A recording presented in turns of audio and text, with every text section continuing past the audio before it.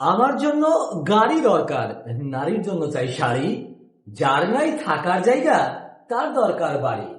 কার যে কোনটি দরকার বোঝা বড় দায়, তবে আজকে দরকারে ইন্টারেস্ট শব্দের সাথে যেটা প্রয়োজন এই প্রিপজিশন নিয়ে কথা বলার চেষ্টা করি। Concentrate your total mind on my words. Inshallah, I'll help you to making sure correction about interest.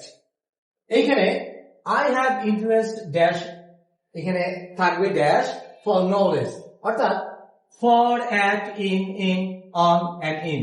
এই শব্দগুলো যদি ব্ল্যাঙ্ক থাকে, শূন্যস্থান থাকে, তাহলে এই শব্দগুলো কিভাবে বসাবেন, কোন যুক্তিতে বসাবেন সে নিয়ে কাজ করছি। I have interest for knowledge, শর্টে থাকতে পারে I interest for knowledge।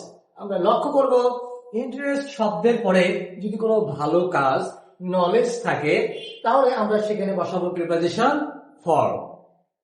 চলে আসে পরের বাক্যে, he has interest at cricket।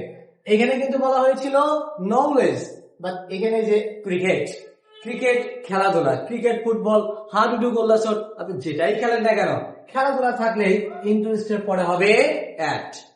কথা আরেকটু বলে দেই, এই শব্দে এই ইন্টারেস্ট মানে হলো কি হলো আগ্রহ, এখানে কিন্তু হির পরে হ্যাজ এর সাথে সম্পৃক্ত হিয়ার। এখন এই যে ক্রিকেট এটা খেলা তার জন্য এক, তবে এখানে মনে রাখা দরকার একটা শব্দ যে ক্রিকেটের বাংলা কি। আমরা তো জানি ক্রিকেট মানে খেলা, ক্রিকেট খেলা, আমরা ডিকশনারি দেখে কারেকশন করে নেব, ক্রিকেট মানে হলো ঝিঝি পোকা। যাই হোক, এখানে খেলাকে বোঝাচ্ছে। she has interest in music, দেখেন এই মিউজিক এটা হলো সঙ্গীত, গান বাজনা, যে কোনো ধরনের মিউজিক্যাল বিষয় থাকলে ইন্টারেস্টের পরে হবে in।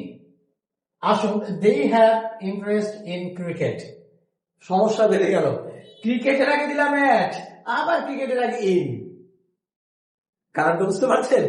খুবই মজার ব্যাপার। ইন্টারেস্ট এখানে ইন্টারেস্টেড আছে, আপনি মনে রাখবেন ইন্টারেস্টেড যদি দেয়া থাকে, খেলা হোক, ভালো কাজ হোক, আর যাই হোক না কেন, ইন্টারেস্টেড বানান যেখানে পাবেন তারপরে ইন বসে যাবে। অতএব এখানে খেলাধুলা না সঙ্গীত দেখার কোনো প্রয়োজন নেই।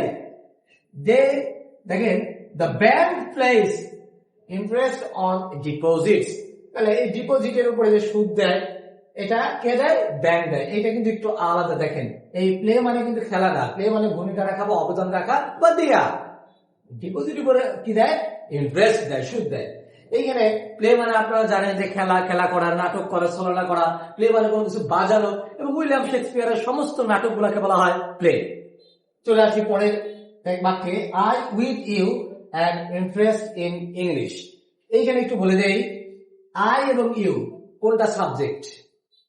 মনে রাখবেন, যখন একটা সাবজেক্টের পরে কোন প্রিপজিশন চলে আসে তখন with, together with, along with, as well as, যেটাই থাকুক না কেন, যখন চলে আসবে তখন এই শব্দের পরের অংশের কোনো দাম নেই। আই উইথ ইউ, এই ইউ এর কোনো দাম নেই, অর্থাৎ এই বাক্যের সাবজেক্ট কিন্তু আই। এখানে যদি হি থাকতো, এটা এন্ড যদি না দিতেন, এটা ভার্ব ব্যবহার করলে কিন্তু ইন্টারেস্ট এস দেওয়া লাগতো।